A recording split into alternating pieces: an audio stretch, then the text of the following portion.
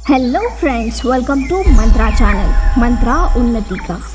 सभी प्रचलित मान्यताएं पीछे छोड़ कुछ नया सीखना और समझना जितना चुनौती भरा होता है, उससे अधिक कठिन होता है उस नई और बेहतर बात को रूढ़िवादी विचारों का खंडन करते हुए लोगों तक पहुंचाना। एक बेहतर और अनुशासित जीवन जीने के लिए लोगों को प्रेरित करना किसी आंदोलन से कम नहीं। ये आंदोलन 2500 साल पहले शुरू हुआ।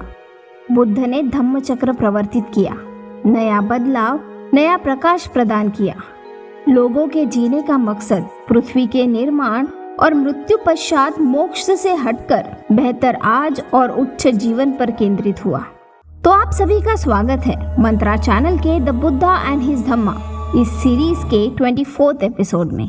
आज हम इस बुक के दूसरे खंड धम्म दीक्षाओं के आंदोलन के बारे में जानेंगे। बोधि प्राप्त कर सद्धम्म की रूपरेखा निश्चित करने के बाद बुद्ध के मन में विचार आया कि क्या दूसरों को अपने धम्म का उपदेश देना चाहिए या फिर अपने ही कल्याण में इसे इस्तेमाल करना चाहिए। उन्होंने सोचा कि क्या इस धम्म को सामान्य मनुष्य समझ पाएगा और क्या वैसा अनुकरण कर पाएगा। समाज में प्रचलित कुप्रथा, रीति रिवाजों को और मान्यताओं को देखते हुए बुद्ध को शंका थी कि क्या सामान्य मनुष्य इस धम्म को समझ पाएगा। इंसान स्वार्थ में लीन है और इसी में आनंद मानते हैं। इंसानों के लिए स्वार्थ से बढ़कर इंसानियत को उच्च स्थान देने वाला सिद्धांत समझना कठिन होगा। बुद्ध ने सोचा कि यदि मैं अपने सिद्धांत का उपदेश दूं और दूसरे इसे समझ ना सके अथवा समझकर स्वीकार ना कर सके अथवा स्वीकार करके आचरण में ना ला सके, तो इससे दूसरों को व्यर्थ की थकावट होगी और मुझे भी व्यर्थ की हैरानी।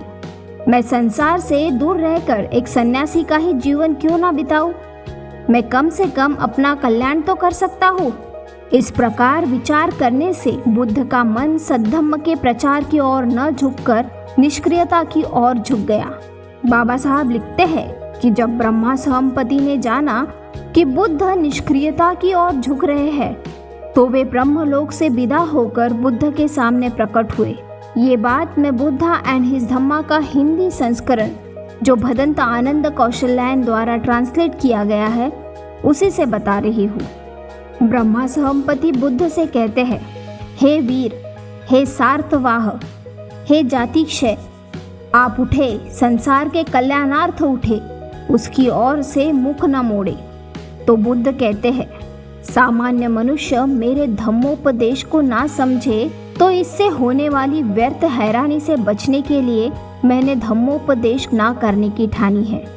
तो ब्रह्मा सहमपति बुद्ध को याद दिलाते हैं कि सिद्धार्थ ने घर क्यों छोड़ा था।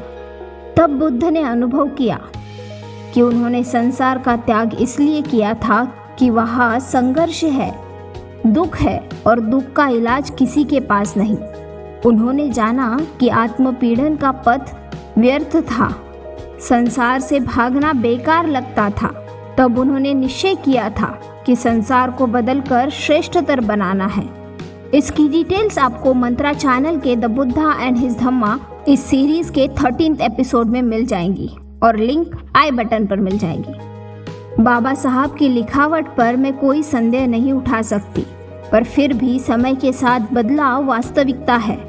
तो मेरी राय में ब्रह्मा सहमपति कोई व्यक्ति विशेष ना होकर बुद्ध का ये खुद का आत्म परीक्षण ही होगा कि उन्होंने जाना धम्मोपदेश देना चाहिए या नहीं। आगे बाबा साहब लिखते हैं कि ब्रह्मा सहमपति ने दशों दिशाओं में शुभ घोषणा कर दी कि वे जनता को उपदेश देने के लिए बुद्ध को प्रेरित करने में कामयाब हुए। उन्होंने इस सत्य और कल्याणकारी मार्ग के गुणगान गाते हुए ब्रह्मलोक की ओर प्रस्थान किया।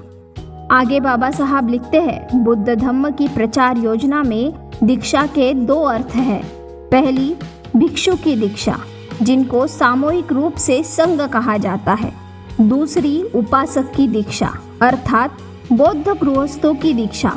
एक उपासक और एक भिक्षु में क्या अंतर होता है? पहला, एक उपासक गृहस्थ बना रहता है और एक भिक्षु गृह त्याग कर गृह त्यागी परिव्राजक बन जाता है। दूसरा, भिक्षु के लिए व्रत है और उनका पालन न करना दंडनीय है और उपासक के लिए शील है जिन्हें वह अपनी सामर्थ्य भर अधिक से अधिक पालन करने का प्रयास करता है। तीसरा, एक उपासक संपत्ति रख सकता है और एक भिक्षु कोई संपत्ति नहीं रख सकता। चौथा, एक उपासक बनने के लिए संस्कार की मतलब किसी विधि की आवश्यकता नहीं होती। शील का पालन ही उसे एक धम्म उपासक बना देता है, पर भिक्षु बनने के लिए उपसंपन्न होना आवश्यक है। उपासक कभी भी भिक्षु बन सकता है और एक भिक्षु यदि मुख्य व्रतों में से किसी व्रत को भंग करता है तो वो भिक्षु नहीं रहता, या फिर वो स्व इच्छा से भी संग त्याग सकता है। तो फिर मिलते हैं नेक्स्ट एपिसोड में, जहां हम जानेंगे बुद्ध ने धम्म की दीक्षा किन्हें और कहाँ दी। वीडियो में कुछ पसंद आता है तो लाइक कीजिए, चैनल को सब्सक्राइब कर बेल आइकन दबाना ना भूलिए और वीडियो को ज़्यादा से ज़्यादा शेयर कीजिए।